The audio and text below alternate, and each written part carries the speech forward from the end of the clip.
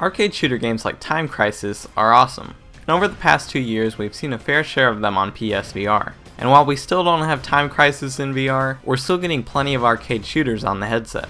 So with this new game Drone Striker, developed by Userjoy and published by Winking Corp, they have attempted to create a fun arcade shooter. So, did the developers create a good game?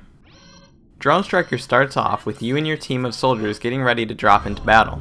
When all of a sudden a bunch of enemy ships attack you and your ship crashes, you wake up and realize that you're the only survivor. Your goal is to stop robots from taking over the world.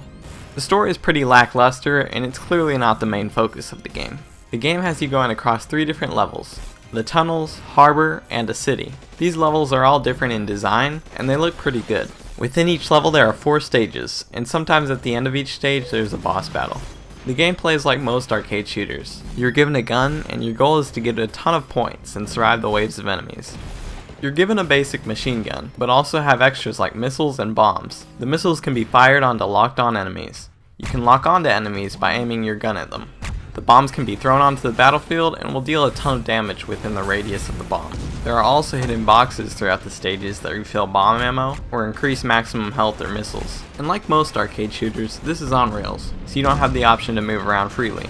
The game took me around an hour to beat, and after beating it, you unlock a hard mode which adds some replayability. Drone Striker supports the DualShock 4, Move controllers, and the aim. And as per usual, the aim controller works amazingly. Overall, Drone Striker is a decent game. It's a short but well done arcade shooter with good graphics, aim support, and gameplay. It also is pretty cheap, but it's nothing mind-blowing.